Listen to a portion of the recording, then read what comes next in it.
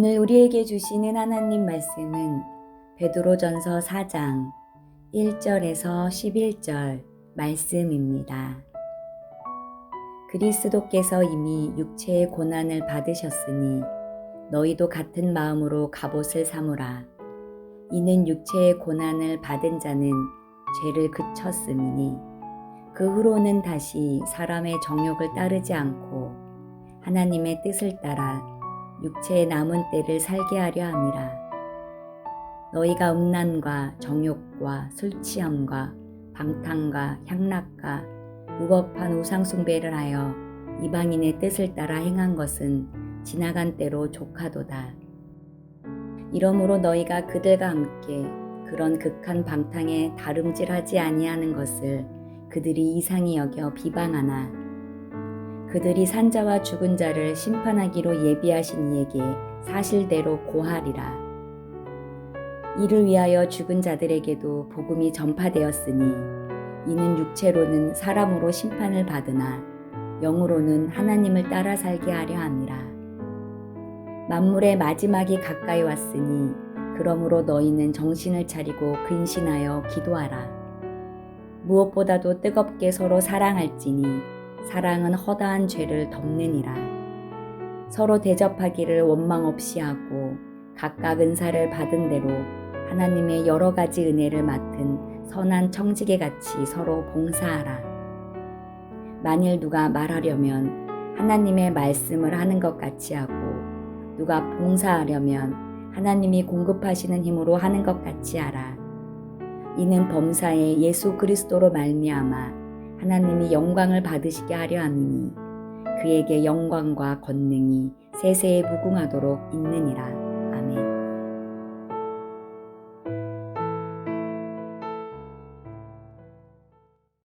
베드로전서 4장 1절에 보면 우리가 이제 남은 삶을 어떻게 살아야 되는가로 말씀을 시작하고 있습니다. 그것은 우리의 남은 삶은 이제 거룩과 주님의 영광에 드는 삶이 되어야 된다라고 말하고 있습니다. 그런데 여러분, 우리가 어떻게 거룩하고 어떻게 주님께 영광에 드는 삶을 살 수 있겠습니까? 우리는 늘 정욕을 따라 살 수밖에 없는 연약한 자들입니다. 그렇기 때문에 4장 1절에 그러므로 우리는 하나님 앞에서 전신 갑옷을 입어야 한다라고 말씀하고 있습니다. 그리스도께서 이미 육체의 고난을 받으셨으니 너희도 같은 마음으로 갑옷을 삼으라. 이는 육체의 고난을 받은 자는 죄를 그쳤음이니. 여기서 갑옷이라는 것은 우리의 생활이 어떠한가를 대표하고 있습니다. 우리는 여행을 다니는 등산복이나 아름다운 미를 추구하는 그러한 멋진 캐주얼한 옷을 입는 것이 아니라 갑옷을 입어야 한다라고 말하고 있습니다. 여러분, 갑옷은 언제 입습니까? 갑옷은 전쟁터에 나갈 때 입고 갑옷의 용도는 적이 던지는 화살과 휘두르는 칼을 막아내기 위한 옷입니다. 그러면 이것은 분명 우리가 심각한 전쟁 상황에 놓였다는 것인데 그 전쟁은 어떤 전쟁을 말하는 것일까요? 눈에 보이지 않는 영적인 전쟁입니다. 대상은 사람이 아니라 우리를 삼키려 하고 넘어뜨리려 하는 원수 마귀인 것입니다. 그러므로 에베소 6장에 보면 너희는 여호와의 전신갑주를 입으라 라고 말씀하고 있습니다. 우리의 싸움은 혈과 육이 아니다. 그것은 우리의 싸움은 사람과의 싸움이 아니라 오직 우리를 지금도 죽이려 하고 있는 원수 마귀와의 싸움이다 라고 한 것입니다. 마귀의 특징이 있습니다. 마귀는 매우 강력하고 매우 교활합니다. 이 두 가지 엄청난 특징으로 인해서 우리가 마귀와 싸워서 이기기란 결코 쉽지 않은 것입니다. 우리보다 능력이 많기 때문이고 우리보다 훨씬 똑똑하기 때문입니다. 그러나 이 갑옷의 특징은 에베소서 말씀과 같이 우리의 갑옷이 아니라 여호와의 전신 갑주입니다. 진리의 허리띠와 의의 흉배와 평안의 복음의 신과 그리고 왼손에는 믿음의 방패를, 머리에는 구원의 투구를, 그리고 오른손에는 성령의 검, 곧 말씀을 가지라. 여러분에게 바테아 선교교회가 이러한 갑옷을 입는 은혜의 시간 될 수 있기를 예수님의 이름으로 축원합니다.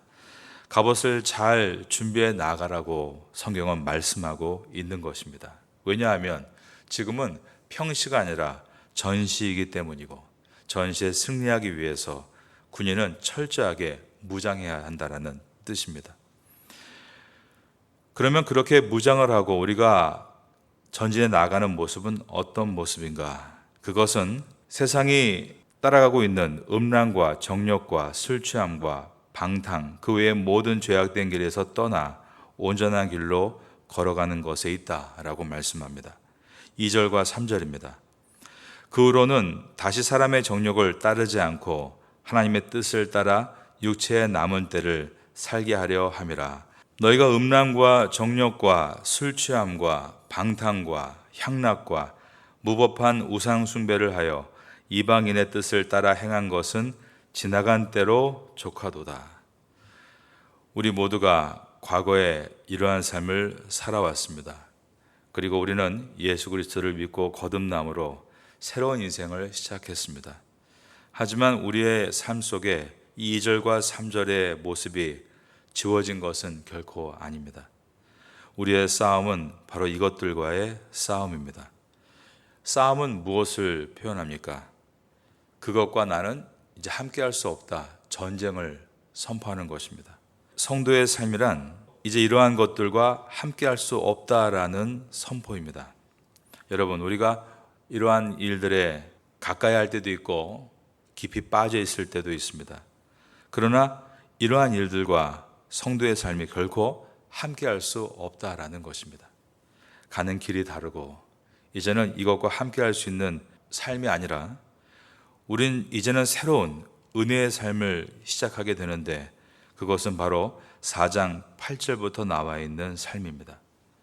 그런데 이 4장 8절부터 나와 있는 삶이 되기 위해서는 무엇보다 나의 정체성이 중요합니다. 나는 어떤 사람이 되었는가라는 정체성입니다. 완벽할 수 없지만 정체성을 가지고 시작해야만 이제 새로운 길을 걸어갈 수 있기 때문입니다. 교회에 와서 십자가를 바라보면 우리의 정체성이 보입니다. 나는 죄인 된 사람이었고 죄인의 운명은 죽음이었습니다. 그러나 이 죽을 수밖에 없는 운명을 바꿔주신 분이 있는데 바로 십자가에 달리신 예수 그리스도이십니다.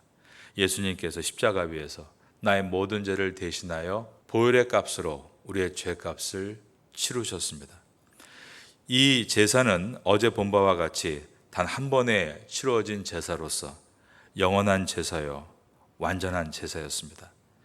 사람이 죄를 짓고 또 회개하고 죄를 짓고 회개하는 것을 반복하는 연약한 인생이라 할지라도 그가 구원을 얻을 수 있는 이유는 오직 예수 그리스도의 보혈의 은총으로 되어지는 것이다. 그것을 우리가 바라보고 이해할 때 우리의 정체성은 시작이 됩니다. 그렇지, 나는 주님께서 자신의 피를 모두 흘리시고 죽으실 만큼 사랑하신 존재다. 주님은 그렇게 죄인인 나를 사랑하셨다. 그러나 주님은 그토록 자신이 죽으실 만큼 나의 죄를 용납하실 수 없었다. 이 정체성을 생각할 때 그때부터입니다.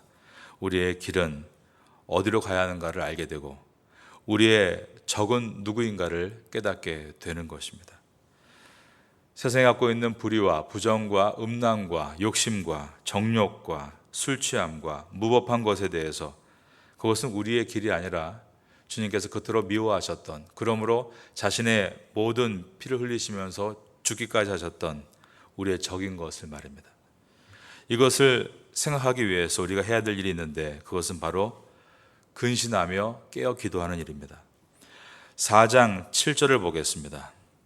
만물의 마지막이 가까이 왔으니 그러므로 너희는 정신을 차리고 근신하여 기도하라. 우리가 어떻게 깨어서 기도할 수 있는가? 그것은 때를 헤아리는 것입니다. 여러분, 만물의 마지막에 가까웠다는 그 온 우주의 소리가 들리십니까? 세상을 바라볼 때 정말 세상의 끝이 거의 멀지 않았구나라는 지구의 자전 소리보다 더 큰 세상의 심판의 소리가 들리십니까? 우리가 이것을 들을 수 있어야만 잠언정과 같이 깨어날 수 있고 주 앞에 나와 기도할 수 있으며 우리의 정체성을 다시 회복해 나갈 수 있는 것입니다. 베드로 사도가 했던 중요한 말이 베드로서에 들어 있습니다. 그것은 사람들이 하나님의 그 심판의 소리를 듣고 깨어서 경건하게 서기도 하지만 대부분의 사람들은 그 심판의 소리를 깨닫지 못하고 결국 술 취함과 방탕함에 빠져 멸망하게 된다는 것을 말씀하고 있습니다. 그것을 노아의 방주 사건으로 이야기했습니다.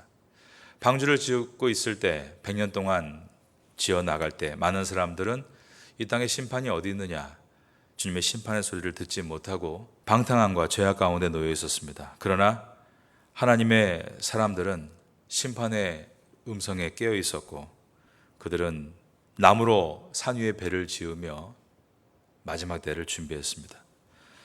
그럼 여기서 우리가 깨닫는 것이 있습니다. 어떻게 그 노아의 가족들은 하나님 앞에 깨어 그 심판의 음성을 들을 수 있었는가? 바로 그것은 그들이 근신하여 기도했기 때문이라는 것입니다. 7절에 만물의 마지막이 가까웠으니 그러므로 너희는 정신을 차리고 근신하여 기도하라. 우리가 하나님 앞에서 기도하게 되면 우리의 정체성이 회복이 되고 우리의 때를 알게 됩니다. 비록 우리 때에 이 땅이 심판을 받지 않는다 할지라도 모든 개인에게는 마지막이 있습니다. 모든 개인이 하나님 앞에 서는 날이 또한 개인의 심판인 것입니다. 우리가 하나님 앞에 깨어 기도할 때 나의 때가 많지 않다는 것을 알게 되고 겸비하게 되며 나의 때에 하나님 앞에 어떤 일을 할 것인가를 돌아보게 되는 것입니다. 저도 그런 것 같습니다. 태국에 온 지 27년 정도 지나고 있습니다. 이제 태국에서 물론 100세 시대라고 하니까요. 언제까지 살지는 아무도 모르죠. 마지막의 날짜는 오직 하나님께서 그분의 계획 안에 가고 계십니다. 그러나 제가 언제까지 일할지는 스스로 알 수 있습니다. 교회에서 일하는 공식적인 나이가 있고 또 그때까지 얼마가 남았는가를 계산해 보면 태국에 살아왔던 날보다 훨씬 더 적게 이제 태국에서 일할 날이 남아있다는 것을 깨닫게 됩니다. 어떻게 이 일을 할 수 있을까? 하나님 앞에 지혜를 구할 수밖에 없습니다. 기도하면 이렇게 때에 대한 것을 깨닫게 되고 나의 인생에 주어진 그 시간 동안 어떻게 이 삶을 감당해야 되는가를 돌아보게 되는 것입니다. 너희는 정신을 차리고 근신하여 기도하라. 오늘 이 아침 가운데 여러분들은 하나님 앞에 기도하실 때 때를 분별할 수 있는 지혜를 얻기를 바라고 또한 하나님 앞에서 여러분의 정체성이 무엇인가를 다시 한번 돌아볼 수 있게 되기를 예수님의 이름으로 축원합니다. 우리가 하나님 앞에 정체성을 깨닫고 우리의 때를 깨닫게 되면 우리가 어떤 일들이 일어나게 될까요? 이제 8절부터는 정체성을 갖고 있는 성도가 걸어가야 될 길에 대해서 말씀합니다. 첫 번째가 뜨겁게 사랑하는 길을 가야 하는 것입니다. 8절의 말씀입니다. 무엇보다도 뜨겁게 서로 사랑할지니 사랑은 허다한 죄를 덮느니라. 무엇보다도 이것은 가장 우선순위를 말하고 있습니다. 서로 사랑하라. 예수님께서 12 제자 앞에서 하셨던 마지막 음성이기도 했습니다. 서로 사랑하라. 너희가 서로 사랑하면 그로써 모든 사람이 너희가 내 제자인 줄을 알게 될 것이다. 그러면 사랑을 우리가 생각할 때 어떠한 일들이 떠오르게 될까요? 9절에 보니까 서로 대접하라 라고 말씀하고 있습니다. 서로를 대접한다. 이것은 서로의 필요를 채워준다 라는 뜻입니다. 그런데 여기에서 원망 없이 하고 라고 되어 있습니다. 여러분, 우리가 원망이 언제 일어납니까? 원망은 가까운 관계에서 일어나고 원망은 어떤 균형이 깨질 때 일어납니다.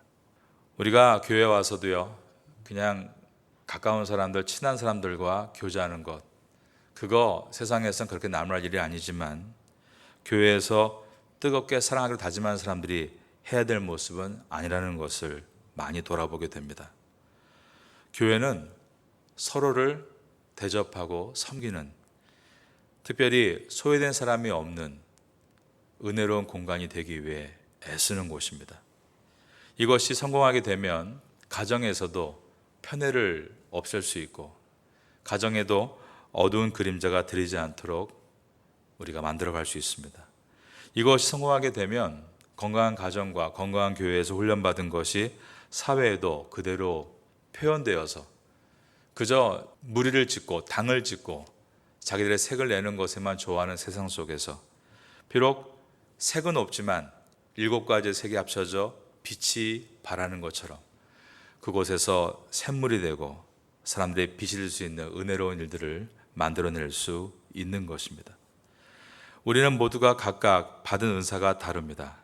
각자의 자리에서 어떤 사람은 발을 닦는 일을 하고, 어떤 사람은 그 사람의 옷에 먼지를 털어주고, 어떤 사람은 길을 헤매는 사람의 손을 잡고 앞을 인도해 나갈 때 그런 각자의 받은 은사를 통해 아름다운 7색깔 무지개색으로 빛의 삶이 될 수 있는 것입니다.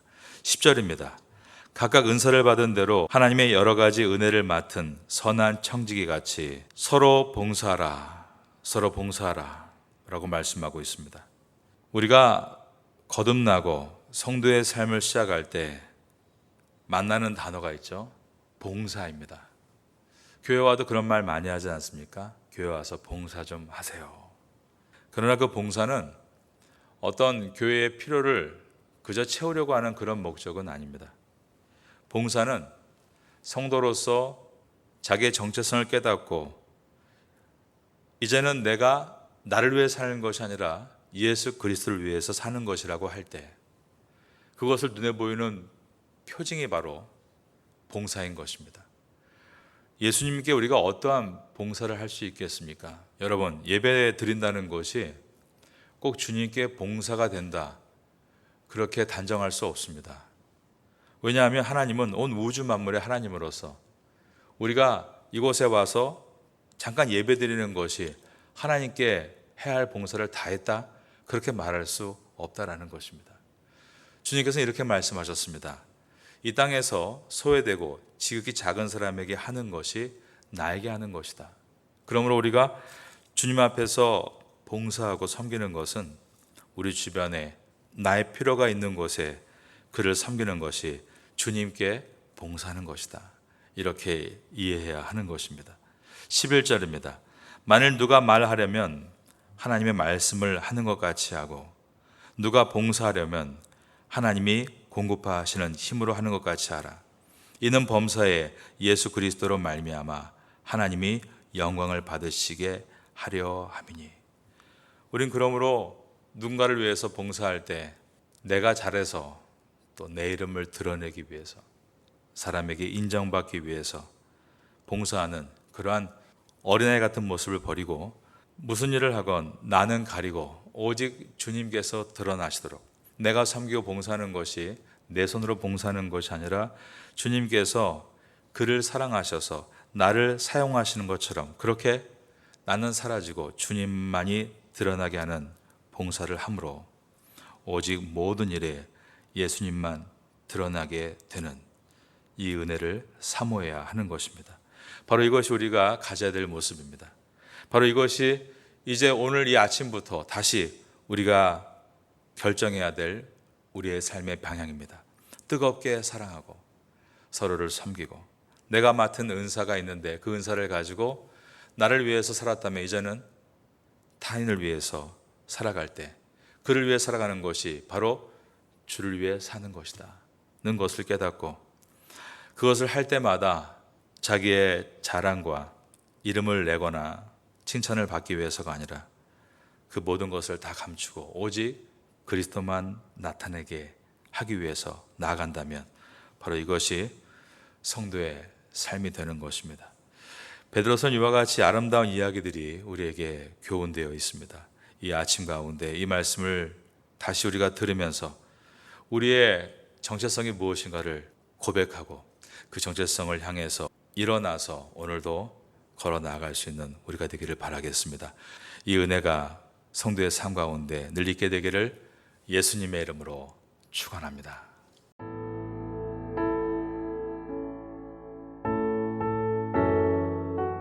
지금은 함께 기도하는 시간입니다. 6월 공동기도 제목은 첫째, 우리 조국이 외세의 힘이 아닌 하나님을 의지하게 하소서. 둘째, 조국교회가 사명을 잘 감당하도록 힘을 주소서. 셋째, 태국교회가 부흥할 수 있도록 역사하소서. 넷째, 세계 한인 목회자 디아스포라 포럼을 은혜 가운데 잘 마치게 하소서. 말씀을 붙잡고 기도하는 귀한 시간 되시기를 소망합니다.